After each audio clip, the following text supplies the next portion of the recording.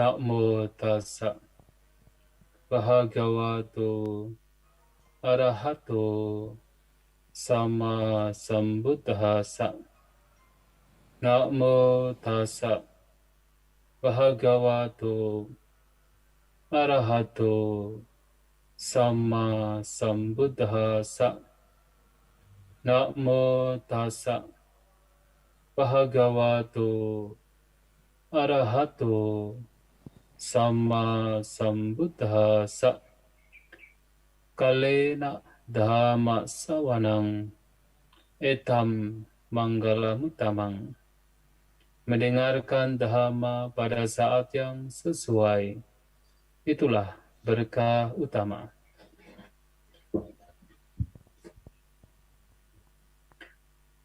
Yang saya hormati para Rama-Ramani, yang berbahagia para Bapak Ibu, saudara-saudari sekalian, selamat pagi semuanya. Terpujilah Sang Buddha, Namo Buddhaya. Pada kesempatan pagi hari ini, sungguh merupakan kebahagiaan karena kita semua, walaupun dalam masa pandemik, kita tidak bisa bertatap muka, melakukan puja bakti di wihara, tetapi kita bisa melakukan puja bakti walaupun dengan media sosial, media online.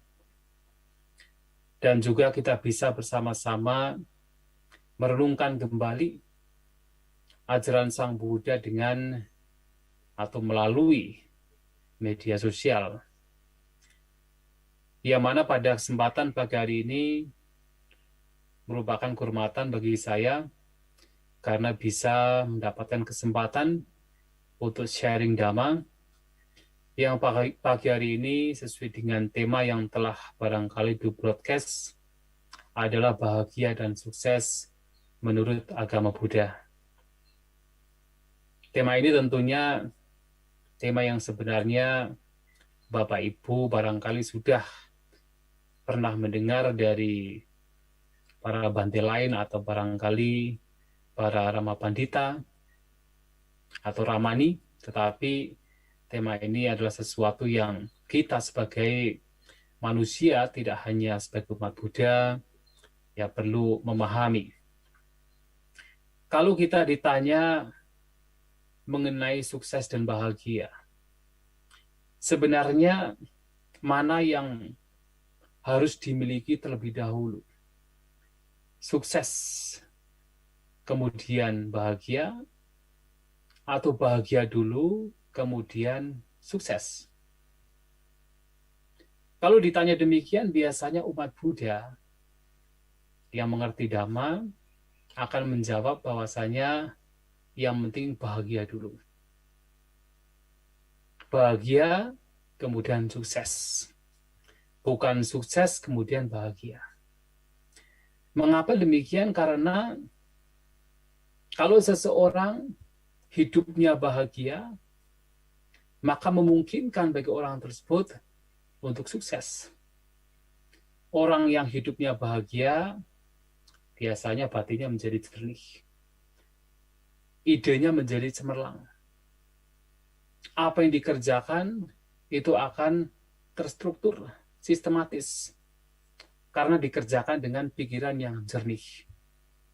Sehingga memungkinkan orang demikian untuk memperoleh kesuksesan. Maka bahagia dulu, baru kemudian sukses. Tetapi kalau kemudian orang hanya mengejar kesuksesan tanpa bahagia, maka dia akan bahagia kalau dia sukses. Dan belum tentu juga pada saat dia sukses, dia merasakan kebahagiaan. Mengapa? Karena orang yang hanya mengejar kesuksesan tanpa berpikir untuk menjadi bahagia, biasanya orang demikian akan hidup dengan kecemasan. Hidup dengan khawatir, hanya bisa berpikir nanti bahagianya kalau sudah sukses. Maka selama dia mencari kesuksesan, dalam proses menggapai kesuksesan, dia tidak bahagia. Yang ada adalah kecemasan, kekhawatiran, kegelisahan untuk bisa mencapai kesuksesan. Maka orang demikian bahkan dengan pikiran yang tidak jernih karena tidak bahagia, dengan pikiran yang disertai kecemasan, maka akan sulit, bahkan sulit untuk mendapatkan kesuksesan. Maka sesuai dengan ajaran Buddha, seseorang hendaknya hidup bahagia untuk mendapatkan kesuksesan. Jadi bahagia dulu, baru kemudian sukses. Bukan sukses, baru kemudian bahagia. Tetapi kemudian pertanyaan selanjutnya adalah, kalau kita bicara bahagia, bahagia sesuai dengan ajaran Sang Buddha itu yang seperti apa? Apakah bahagia yang diajarkan Sang Buddha itu adalah bahagia ketika kita mendapatkan kesenangan indera? Ketika kita bisa memanjakan indera-indera kita? Ketika apa yang kita inginkan berkenaan dengan kesenangan indera, kita bisa memenuhi, kemudian itu dianggap sebagai bahagia? Tentunya tidak. Kebahagiaan yang dimaksud dalam ajaran Sang Buddha itu bukan sekedar kebahagiaan karena mendapatkan kesenangan indera. Bahkan kebahagiaan karena kesenangan indera ini justru kalau tidak hati-hati bisa membawa kepada penderitaan. Maka dalam khotbah-khotbah Sang Buddha dengan tegas sering menyampaikan kepada para siswa beliau, apa sada bikawe kama, bahuduko adinawo biobawa. Bahwa kesenangan indera ini justru hanya memiliki sedikit kepuasan. Ada kepuasan, ada kebahagiaan, tetapi memberikan banyak penderitaan, bahuduko. Dan lebih dari itu, bahaya yang muncul dari kesenangan indera ini jauh lebih besar lagi. Mengapa bisa dikatakan demikian? Kesenangan indera memberikan sedikit kepuasan, tetapi penderitaan yang muncul lebih banyak. Dan yang lebih banyak lagi adalah bahaya yang muncul dari kesenangan indera. Karena kalau kita perhatikan banyak orang untuk mendapatkan kesenangan indera, dia harus melakukan berbagai hal yang sebenarnya membuat dia menderita. Ya, harus menahan panas, menahan dingin, menahan hujan, menahan binatang melata. Harus mengeluarkan banyak tenaga hanya terkadang untuk mendapatkan sedikit kesenangan indera. Dan itu belum begitu bermasalah ketika kemudian dibandingkan dengan banyak orang yang hanya demi kesenangan indera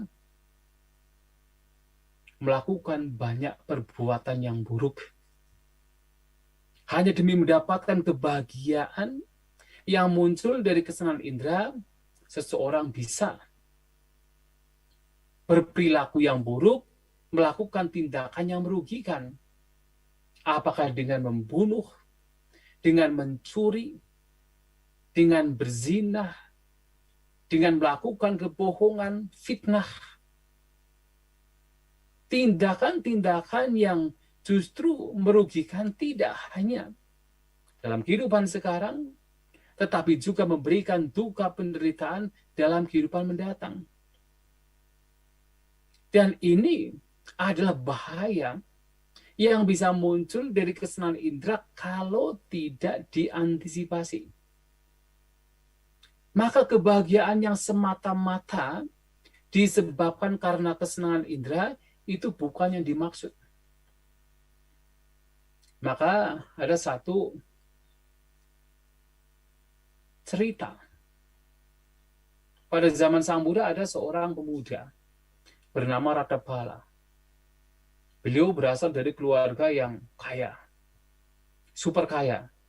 Orang tuanya, kakek neneknya, orang-orang kaya. Dia punya istri yang cantik. Tetapi kemudian meninggalkan kehidupan berumah tangga menjadi seorang biku. Nah, suatu saat ia bertemu dengan raja. Nah, kebetulan ayahanda dari Ratapala ini adalah seorang penasihat raja, Raja Kuravya. Nah, ketika Ratapala ini sebagai seorang bante pergi ke taman raja, nah raja di sana datang menemui dan bertanya, apa alasannya? Kenapa Anda sebagai seorang pemuda yang berasal dari keluarga yang kaya, keluarga besar, punya istri cantik, yang bisa menikmati kesenangan indera sepuas mungkin, tetapi kok malah meninggalkan kehidupan berumah tangga, menjadi seorang biku, seorang bante yang tidak bisa dengan bebas menikmati kesenangan indera, bahkan seharusnya melepaskan kesenangan indera. Apa jawaban dari Ratapala, Bante Ratapala? Salah satu jawabannya adalah Unnoloko atito tanhadaso. Karena yang namanya dunia, yang dimaksud dengan dunia adalah kita manusia, itu selalu merasa kurang. Unnoloko. Seberapapun banyaknya kesenangan indera yang telah diperoleh, manusia itu mempunyai kecenderungan untuk selalu kurang. Atito tidak merasa pernah puas. Tidak puas dengan apapun kesenangan indera, kenikmatan yang dimiliki. Coba kalau kita perhatikan. Seseorang yang sebenarnya dalam hidup ya sudah cukup. Harta kekayaannya sudah cukup untuk bisa dinikmati sampai ia meninggal, dinikmati oleh anak cucunya. Tetapi mengapa seseorang kemudian terus mencari dan mencari? Tanpa disadari. Disebabkan karena tidak merasa puas. Selalu merasa kurang. Seberapapun banyaknya yang diperoleh, selalu merasa kurang. Orang barangkali ketika belum memiliki rumah, kepingin punya rumah. Wajar. Karena rumah adalah kebutuhan pokok. Tapi kemudian, setelah punya rumah, kemudian melihat, wah tetangga punya mobil, wah kepingin punya mobil. Nah kemudian, dapat mobil. Dengan kerja keras dapat mobil. Tetapi kemudian tetangganya punya mobil yang lebih mewah, wah kepingin lagi. Mobil yang lebih mewah dari tetangganya. Karena kerja keras dapat juga. Tetapi apakah kemudian setelah mendapatkan rumah, mobil, barangkali pekerjaan, dan lain sebagainya, orang demikian merasa puas? Tidak. Keinginannya akan terus bertambah, dan bertambah. Tidak pernah puas. Dan ketika seseorang hidup hanya untuk mencari kebahagiaan yang muncul dari kesenangan indera, yang terjadi adalah ia akan menjadi budak dari nafsunya sendiri. Maka Bante Ratapala mengatakan tanha daso. Manusia ini pada umumnya adalah menjadi budak dari nafsu keinginannya sendiri. Kalau sudah merasa kurang, tidak puas, kemudian hidupnya diperbudak oleh nafsu keinginannya sendiri, hanya untuk memenuhi kesenangan indera, adakah kebahagiaan di sana? Apakah kebahagiaan itu yang akan dicari? Tentu adalah tidak. Kebahagiaan dalam ajaran Buddha itu tidak semata-mata karena mendapatkan kekayaan, mendapatkan status sosial yang tinggi, mendapatkan kedudukan, mendapatkan popularitas, mendapatkan kesenangan yang bersifat indrawi. Tidak. Kebahagiaan yang dimaksud adalah kebahagiaan yang muncul dari praktik yang sesuai dengan dhamma. Yang seperti apa? Nah, salah satu cerita yang terjadi pada zaman Sang Buddha bisa dijadikan sebagai panutan. Pada zaman Sang Buddha ada seorang raja bernama Raja Pasenadi Kosala. Dikatakan sebagai Raja Pasenadi Kosala karena ia memerintah kerajaan besar bernama Kerajaan Kosala, negara Kosala. Ia punya seorang istri, Ratu Malika. Nah, suatu kali ketika Raja Pasenadi dan Ratu Malika ini berada dalam kesendirian, bermeditasi. Karena mereka walaupun seorang raja, seorang permaisuri, ya seorang nomor satu di sebuah negara besar, mereka adalah pengikut dari Sang Buddha, mereka juga sering mempraktikkan meditasi. Ketika mereka mempraktikkan meditasi, Raja Pasenadi kemudian berenung. Sesungguhnya siapakah orang di dunia ini yang paling ia cintai? Setelah berpikir-pikir merenung, dicari-cari siapa yang paling dicintai, ditemukan. Ternyata yang paling dicintai adalah dirinya sendiri. Bukan yang lain. Bukan anaknya, bukan permaisurinya, bukan kerabatnya, bukan rakyatnya. Tetapi adalah dirinya sendiri yang paling dicintai. Bangun dari meditasi, kemudian bertanya kepada Ratu Malika. Siapakah yang paling dicintai oleh Ratu Malika? Ternyata jawabannya adalah sama. Ratu Malika tidak menjawab bahwa suaminya Raja Pasenadi adalah orang yang paling dicintai. Atau anaknya. Atau kerabatnya, atau rakyatnya, tidak. Ternyata Ratu Malika pun juga menjawab bahwa dirinya sendirilah yang paling dicintai. Akhirnya mereka sepakat untuk menemui Sang Buddha. Menceritakan pengalaman mereka, pemikiran mereka, bahwa ternyata setelah dilihat-lihat, direnungkan, siapakah yang paling dicintai, ternyata dirinya sendiri. Apa jawaban Sang Buddha? Sang Buddha menjawab bahwasanya memang demikianlah. Bahwasanya sesungguhnya setiap orang ketika melihat di seluruh dunia, di seluruh penjuru, siapakah yang paling dicintai adalah dirinya sendiri. Kemudian nasihat Sang Buddha adalah mengetahui bahwa seseorang mencintai dirinya sendiri, yang dengan kata lain ingin dirinya sendiri adalah bahagia, mendapatkan kebahagiaan. Karena seseorang mencintai dirinya sendiri, tentunya ingin dirinya sendiri bahagia, maka orang demikian hendaknya bagaimana melakukan tindakan-tindakan yang membuat dirinya bahagia.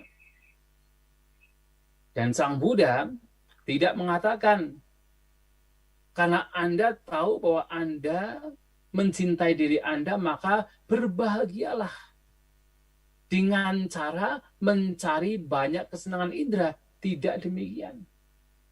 Tetapi Sang Buddha mengatakan bahwa setelah mengetahui bahwa diri sendiri adalah yang paling dicinta, maka seseorang hendaknya menjaga setiap perilaku yang dilakukan.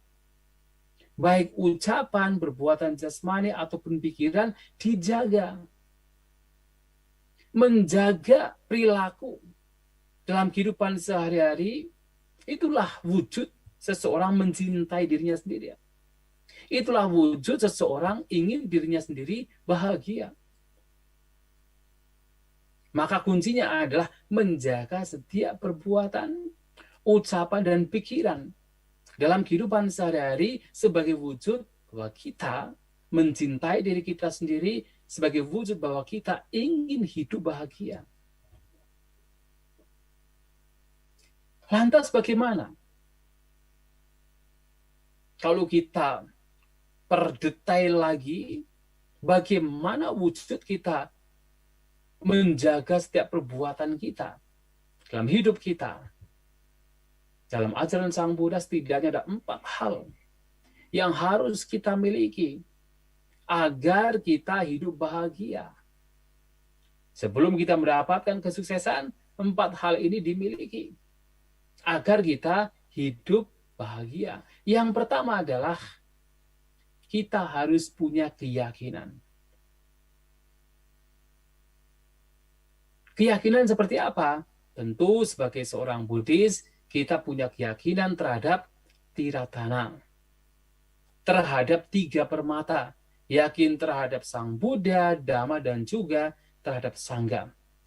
Keyakinan demikian tentunya harus muncul dari sebuah pemahaman, sebuah pengertian, siapakah Sang Buddha, apa itu Dhamma, siapakah Sangha. Kita yakin terhadap Sang Buddha karena kita tahu, kita memahami, kita mengerti bahwasanya Sang Buddha adalah manusia yang sudah tercerahkan. Manusia yang telah mampu membebaskan batinnya dari segala bentuk kotoran batin. Seorang manusia yang dengan kekuatannya sendiri mampu terbebas dari segala bentuk penderitaan. Terbebas dari segala bentuk tumimba lahir. Dan kita yakin bahwasanya Dhamma, ajaran Sang Buddha ini adalah ajaran yang mampu memberikan, membawa, mengarahkan kita untuk menjadi bahagia di sini dan juga setelah kematian. Dan bahkan membuat kita bahagia karena mampu terbebas dari segala bentuk tumimba lahir. Tentu dalam hal ini kita mempunyai keyakinan terhadap ajaran-ajaran Sang Buddha seperti 4 kebenaran mulia. Padicca Samuppada, sebab musabab yang saling bergantungan. Ajaran tentang 3 karakteristik fenomena. Kita punya keyakinan terhadap ajaran hukum karma dan juga buah-buahnya. Kita punya keyakinan ajaran tentang meditasi. Apakah meditasi untuk ketenangan ataupun meditasi untuk kebijaksanaan, samatha dan vipassana. Dan kita punya keyakinan bahwa ajaran-ajaran ini yang telah dibabarkan, ditunjukkan oleh Sang Buddha, mampu membawa kepada pencerahan, membawa kepada pembebasan. Dan kita juga yakin bahwasanya ada orang-orang yang dengan praktek yang intensif ajaran Sang Buddha juga mampu mencapai spiritualitas seperti yang dicapai oleh Sang Buddha, yaitu lenyapnya segala bentuk kotoran batin. Dan orang-orang ini tidak lain adalah Arya Sangha. Kita punya keyakinan terhadap 3 hal ini. Nah, kalau keyakinan kita muncul atas dasar pemahaman, tidak hanya sekedar, oh saya yakin terhadap Buddha, Dhamma, dan Sangha, tanpa memahami siapakah Sang Buddha, apa itu Dhamma, apa itu Sangha, ya tentu itu yang tidak dimaksud. Yang dimaksud adalah keyakinan atas dasar pemahaman. Nah, kalau kita yakin terhadap Buddha, Dhamma, dan Sangha atas dasar pemahaman demikian, maka sudah secara alaminya seseorang akan kemudian menjadikan Buddha, Dhamma, dan Sangha sebagai pelindung. Seseorang menyatakan sarana 3 perlindungan bukan hanya sekedar ucapan, tetapi juga karena hati. Karena pemahaman, karena mengerti. Karena mengerti keagungan dari Buddha, Dhamma, dan Sangha, maka seseorang menjadikan Tiratana ini sebagai 3 perlindungan. Dan ini penting sekali. 3 perlindungan yang menjadikan seseorang yang didasari oleh keyakinan, ini penting sekali dalam kehidupan kita. Karena pelindungan itu seperti pegangan. Ketika seseorang di tengah-tengah badai, tidak ada satupun benda yang bisa dijadikan pegangan, apa yang terjadi? Akan terseret oleh badai. Demikian pula ketika kita berada di badai kehidupan, di mana dalam kehidupan kita harus mengalami berbagai perubahan. Kita harus mengalami 8 kondisi dunia. Ada untung, ada rugi, ada terkenal, tidak terkenal, dipuji, dicela, suka, dan duka. Kita harus mengalami berbagai perubahan yang tidak ada akhirnya di alam tumimbal lahir ini yang diibaratkan seperti badai. Bayangkan kalau tidak punya pegangan, kehidupan kita akan sangat menderita, diombang-ambingkan oleh badai kehidupan. Maka pegangan ini penting, yang bisa dijadikan pelindung, pengayom. Pegangan itu penting di dalam kehidupan kita, terutama di tengah-tengah perubahan yang ada. Sebagai seorang Buddhis tentu pegangan itu tidak lain adalah Buddha, Dhamma, dan Sangha. Pengayom, pelindung tidak lain adalah Buddha, Dhamma, dan Sangha. Bahkan Sang Buddha sendiri, tidak lama setelah beliau mencapai pencerahan, beliau merenung, kira-kira apakah di dunia ini yang bisa dijadikan sebagai pegangan, bisa dijadikan sebagai perlindungan.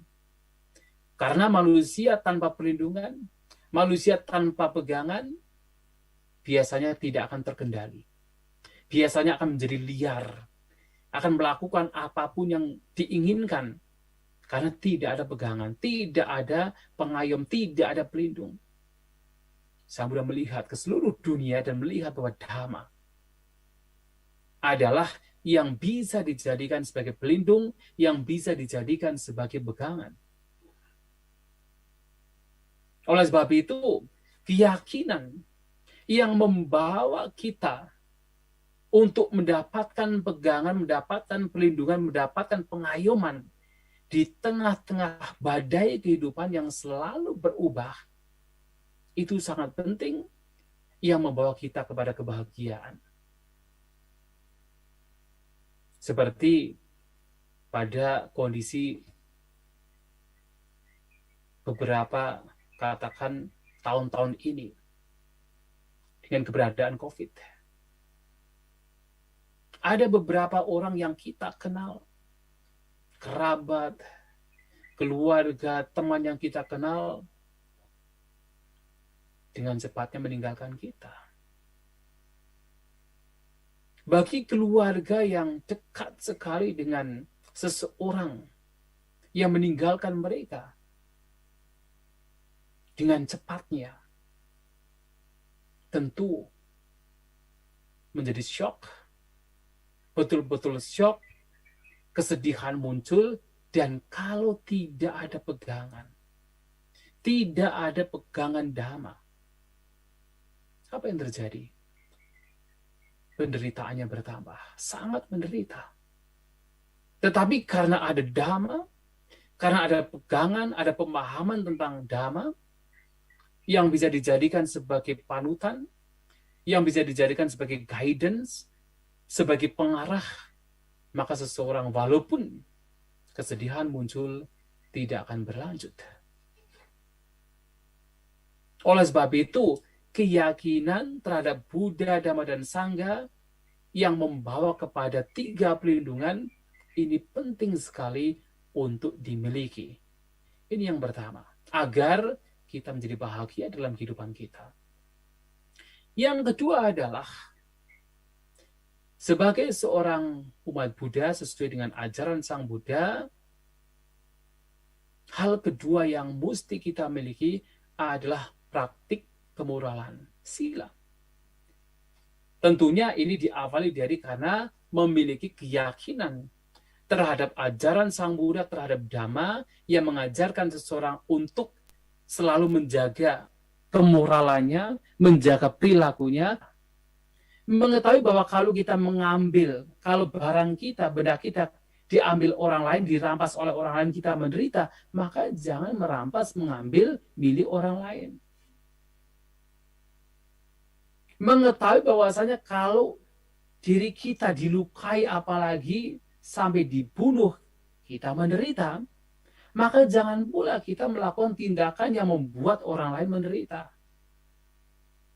Mengetahui bahwa kalau Anda sebagai seorang suami, sebagai seorang istri, ternyata pasangan Anda digoda yang lain, Anda menderita, maka jangan menggoda pasangan istri suami orang lain. Kalau Anda juga menderita ketika dibohongi, ketika di PHP misalnya, maka jangan membuat bohong, jangan mengucapkan bohong, kata tidak benar terhadap orang lain. Intinya adalah kalau perlakuan orang lain membuat kita menderita, maka jangan melakukan hal yang sama yang membuat orang lain menderita. Dan kalau kita membuat orang lain menderita, apa sebagai dampaknya? Tidak hanya orang lain menderita, kita pun juga menderita. Kenapa? Karena orang lain tidak suka dengan kita, orang lain juga bisa membalas kejahatan kita dengan kejahatan. Maka kita pun juga akan menderita. Tetapi kalau kita menjaga perbuatan kita, ucapan kita, kita tidak membunuh, tidak mencuri, tidak berzina, tidak berbohong, kita tidak mabuk-mabukan, maka kalau kita hidup dalam kehidupan kita dengan cara yang baik, orang lain pun juga akan memperlakukan kita dengan cara yang baik. Itulah kenapa Sang Buddha mengatakan, parang rakhanto attanang rakati. Siapapun yang melindungi orang lain, dia sesungguhnya melindungi diri sendiri. Nah, dalam hal ini, orang melindungi orang lain dengan apa? Tidak membunuh, tidak mencuri, tidak berzina, tidak berbohong, tidak mabuk-mabukan, dan sebagai timbal baliknya, orang lain juga akan melindungi kita. Wah, orang ini orang yang baik, orang yang jujur, tidak pernah berbohong, orang yang tidak pernah melukai yang lain, tidak mengambil apa yang tidak diberikan, tidak pernah menggoda istri suami orang lain. Maka dengan kita menjaga perbuatan kita, orang lain juga akan melindungi kita. Nah, itulah menjadi apa? Bahagia. Maka orang yang punya sila adalah orang yang bahagia. Kemudian yang ketiga adalah seseorang juga harus memiliki kedermawanan. Nah, tentu ini juga didasari atas dasar keyakinan terhadap ajaran Sang Buddha yang mengajarkan kepada kita semua untuk menjadi orang yang dermawan. Yang dimaksud orang yang dermawan adalah orang yang selalu peduli dengan kebahagiaan orang lain. Orang yang hidup dermawan adalah orang yang hidupnya hanya demi manfaat, demi kebahagiaan, dan demi kesejahteraan orang lain. Artinya, apapun tindakannya, apapun perbuatannya adalah demi kebahagiaan orang lain. Jadi tidak hanya berbagi yang sifatnya materi. Tentu, membagikan apa yang dimiliki, kekayaan yang dimiliki untuk orang lain, apakah dimulai dari orang tua, anak istri, para pekerja, tetangga, dan siapapun yang datang, selama kita mampu untuk memberi kepada mereka. Nah, selain berbagi apa yang kita miliki untuk orang lain, dalam hal ini adalah kekayaan bersifat materi, seseorang juga hendaknya bisa berbagi dalam hal lain. Berbagi apa? Berbagi tenaga, berbagi ide pikiran, dan juga berbagi dhamma. Nah, sharing dhamma juga bagian dari apa? Berdana, kedermawanan. Kalau kita punya pemahaman, kita punya pengetahuan, ya kita bisa berbagi kepada yang lain. Pengetahuan yang bermanfaat, pengetahuan yang baik. Anda misalnya sebagai seorang pebisnis, punya pemahaman, pengetahuan bagaimana berbisnis, tularkan kepada yang lain.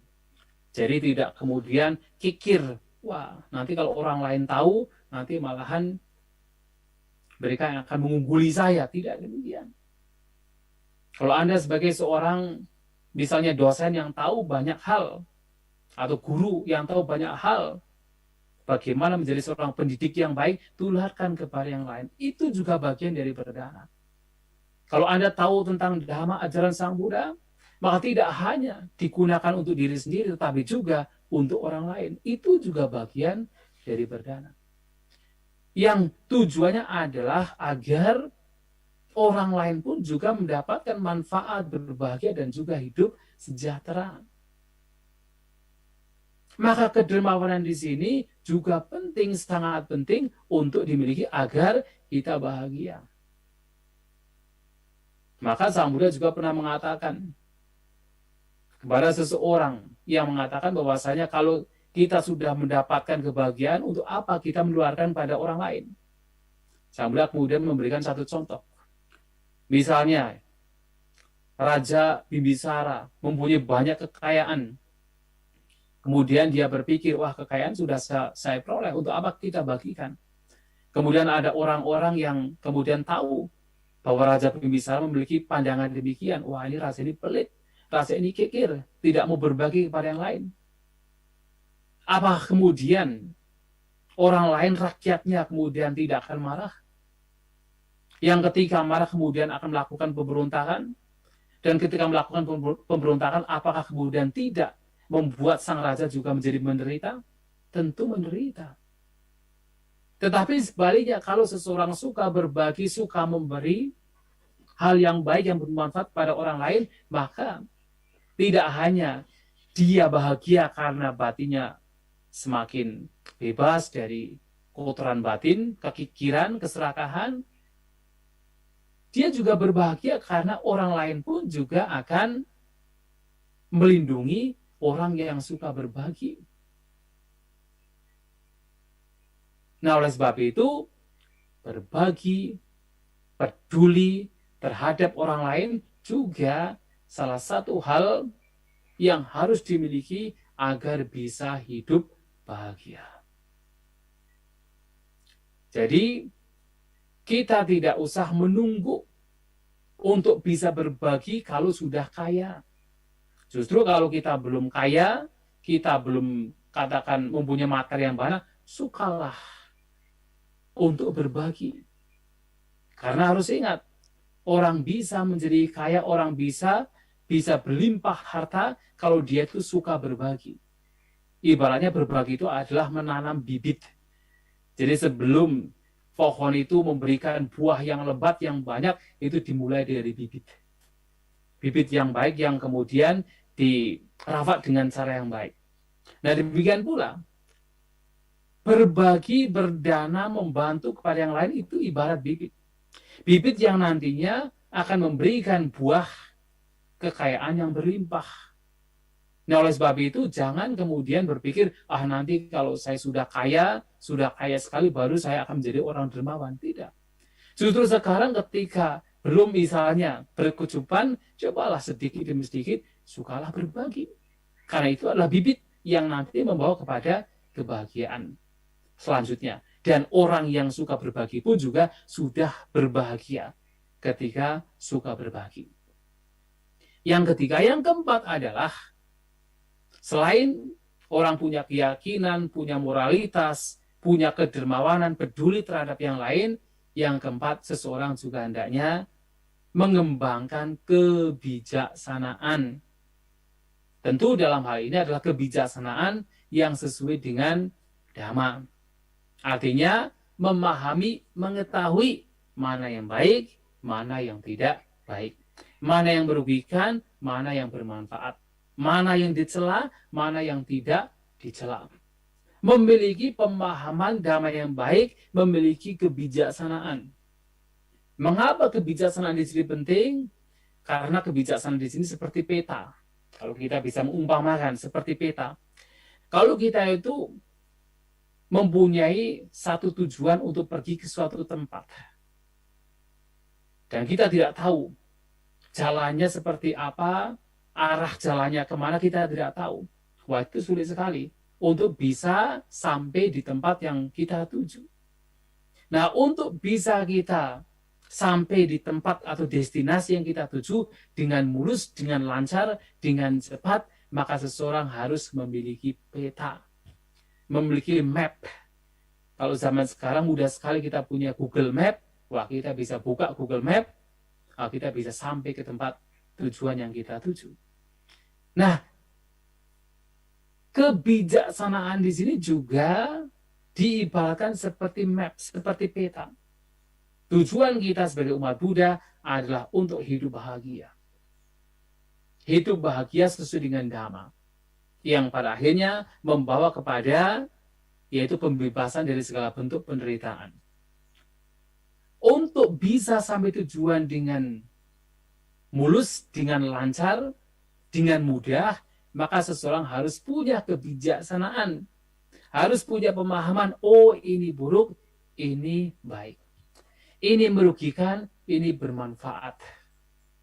Ini tercela, ini tidak tercela. Nah, satu kunci yang bisa kita jadikan sebagai map atau peta dalam kebijaksanaan di sini adalah, lihatlah, kalau setiap perbuatan, apakah ucapan, pikiran, dan juga jasmani, itu dilandasi oleh 3 akar kejahatan, yaitu keserakahan, kebencian, dan juga ketidaktahuan, lihatlah itu sebagai perbuatan yang tidak bermanfaat, sebagai hal yang merugikan, sebagai perilaku yang membawa kepada penderitaan. Artinya, itu adalah tidak baik. Tetapi, kalau dilihat ternyata perbuatan yang dilakukan, apakah melalui ucapan, jasmani, dan juga pikiran, itu tidak dilandasi oleh keserakahan, oleh kebencian atau ketidaktahuan, tetapi justru dilandasi oleh cinta kasih, kasih sayang, kedermawanan. Mengetahui demikian berarti ini adalah baik. Ini adalah bermanfaat, ini tidak membawa kepada penderitaan. Nah, kuncinya adalah seperti itu. Kalau kita hanya memahami itu saja, itu sebenarnya sudah cukup. Bahwasanya seseorang telah memiliki kebijaksanaan. Memahami ini baik, ini tidak baik. Yang baik adalah kalau perbuatan tidak dilandasi oleh keserakahan, kebencian, dan juga kebodohan. Dan yang baik adalah ketika perbuatan tersebut yaitu ya dilandasi oleh seperti cinta kasih, kasih sayang, kedermawanan, dan juga kebijaksanaan itu sendiri. Nah, kalau 4 hal ini telah dimiliki Bapak Ibu Saudara-saudari sekalian, yang mana membawa setiap perbuatan kita, ucapan kita, cara berpikir kita adalah perbuatan yang baik-baik, yang positif, yang tidak merugikan, maka seseorang seperti yang disampaikan oleh Guru Agung kita Sang Buddha akan mendapatkan 4 hal. Cattaro asasa adhikata honti. Ada 4 kedamaian batin yang akan diperoleh bagi seseorang yang senantiasa melakukan atau mengisi kehidupannya dengan hal yang positif. 4 kedamaian batin. Sebenarnya asasa ini mengacu kepada 4 kebahagiaan, 4 konsolasi, consolation, penghiburan batin, artinya batin menjadi damai. Apa yang 4? Yang pertama, orang yang selalu melakukan perbuatan bajik dalam hidupnya, dia akan berpikir, kalau memang hukum karma itu ada, buah karma itu ada, dan karena hukum karma dan buahnya itu memang ada, maka kelahiran kembali juga ada. Orang demikian akan berpikir bahwa ketika itu terjadi dan saya harus meninggal, sudah pasti saya akan terlahir di alam surga. Nah, orang demikian akan berpikir, kalau memang karma itu ada, buah karma itu ada, kelahiran kembali itu memang ada, maka dengan perbuatan yang saya lakukan, sudah pasti saya akan terlahir di alam surga. Wah, dia menjadi tenang, menjadi bahagia, menjadi damai pikirannya. Ini yang pertama. Nah, konsolasi yang kedua, atau kedamaian pikiran yang kedua adalah dia berpikir, kalau hukum karma ternyata tidak ada, buah karma juga tidak ada, sehingga kelahiran kembali juga tidak ada. Wah, ternyata karma tidak ada, buah karma tidak ada, kelahiran kembali tidak ada. Walaupun demikian, orang yang dalam hidupnya mengisi dengan kebajikan tetap akan berbahagia. Dia akan berpikir, kalaupun semua ini tidak ada, maka dengan batin saya yang bebas dari kebencian, dari pikiran buruk, dengan setiap perbuatan saya yang baik, yang tidak merugikan, saya tetap bahagia. Setidaknya adalah bahagia dalam kehidupan sekarang. Nah, itulah kebahagiaan. Kebahagiaan yang dimaksud oleh Sang Buddha, bahagia karena apa? Ya karena perbuatan baik. Apakah hukum karma ada atau tidak ada, kelahiran kembali ada atau tidak ada, tetap orang demikian akan berbahagia. Karena mengisi kehidupannya dengan hal-hal yang baik. Nah, ini adalah konsolasi yang kedua. Nah, kemudian yang ketiga adalah dia berpikir, kalau memang kejahatan dilakukan melalui perbuatan, maka tidaklah mungkin penderitaan akan datang kepada saya. Kenapa? Karena saya selalu mengisi kehidupan saya dengan bukan kejahatan, dengan kebaikan. Maka penderitaan tidak akan mungkin datang kepada saya. Kalau memang ternyata kejahatan itu muncul karena perbuatan, atau hal yang buruk muncul karena perbuatan, maka saya tidak akan menderita karena saya tidak melakukan perbuatan yang buruk. Ini juga kedamaian batin. Ini adalah kebahagiaan bagi orang yang suka berbuat kebajikan. Nah, yang keempat adalah orang demikian juga berpikir, tapi kalau memang ternyata pada akhirnya hal yang buruk itu tidak muncul karena perbuatan, tetap saya akan berbahagia. Ya karena apa ya? Tetap berbahagia karena saya melakukan kebaikan. Sehingga orang yang senantiasa mengisi hidupnya dengan kebaikan, yang dalam hal ini mempunyai sadar, mempunyai sila, mempunyai kedermawanan, dan juga kebijaksanaan, yang membawa setiap tindakan orang demikian adalah baik, maka dia akan mendapatkan kebahagiaan. Mendapatkan asasa, semacam kenyamanan batin. Di sini, pada saat dia masih hidup, dan tentunya sesuai dengan ajaran Sang Buddha, dia pun juga bahagia, bahkan setelah kematian. Maka dalam Dhammapada dikatakan, idamodati pecamodati kattabunyo ubayatamodati. Di sini dia berbahagia, setelah kematian dia pun juga berbahagia. Pembuat kebajikan berbahagia di kedua alam. Nah, itulah Bapak Ibu Saudara-saudara sekalian, bahwa kebahagiaan yang dimaksud oleh Sang Buddha itu tidak sekedar hanya mendapatkan kesenangan indera, tetapi karena seseorang mengisi hidupnya dengan hal-hal yang positif. Dan sebagai seorang Buddhis, mengisi hidupnya dengan keyakinan, punya pegangan. Buddha, Dhamma, dan Sangha. Membawa dirinya untuk senantiasa menjaga moralnya. Menjadi orang yang dermawan, suka berbagi peduli dengan orang lain, dan juga memiliki kebijaksanaan. Nah, kalau tindakan dalam kehidupan sehari-hari adalah yang baik, yang positif, yang bermanfaat, maka kalaupun seseorang harus mengejar kesuksesan dalam kehidupan materi, seseorang akan mengejarnya juga dengan cara yang benar. Artinya, seseorang tidak masalah sebagai seorang Buddhis ingin kaya. Boleh. Ingin terkenal, silahkan.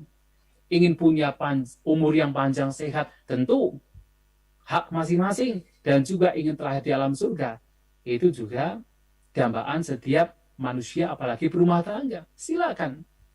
Tetapi seseorang ingin mendapatkan kesuksesan demikian karena sudah didasari dengan pemahaman Dhamma, dengan praktik Dhamma, dengan perilaku yang sesuai dengan Dhamma, orang demikian akan mendapatkan kesuksesan duniawi tanpa harus melanggar nilai-nilai moralitas.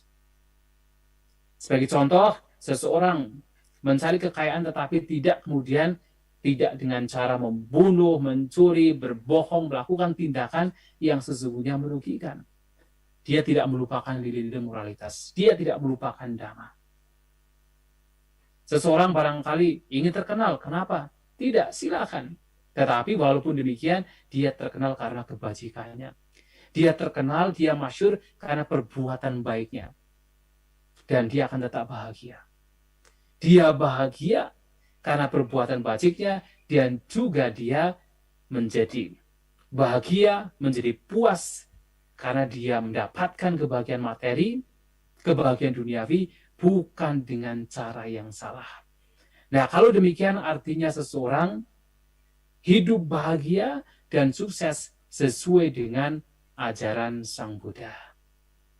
Itulah Bapak Ibu Saudara-saudari sekalian, bahwasanya sukses dan bahagia sesuai dengan ajaran Sang Buddha adalah ketika seseorang berbahagia karena melakukan tindakan mengisi kehidupannya dengan hal-hal yang baik, yang positif, dan dia sukses. Bukan sekedar karena memiliki kekayaan duniawi, tetapi dia sukses karena apa yang dimiliki, apa yang dicapai, juga dicapai dimiliki dengan cara yang benar, dan juga tentunya digunakan juga dengan cara yang benar. Maka dia menjadi orang yang bahagia, menjadi orang yang sukses sesuai dengan apa yang diajarkan oleh Sang Buddha. Itulah Bapak Ibu Saudara-saudari sekalian, pagi hari ini apa yang ingin saya sampaikan. Semoga yang saya sampaikan bisa memberikan pemahaman bagi kita semua. Semoga Anda sekalian masuk dalam Dhamma, kita semua masuk dalam Dhamma, Sabbe Sata Bhavantu Sukhitata. Semoga semua makhluk berbahagia.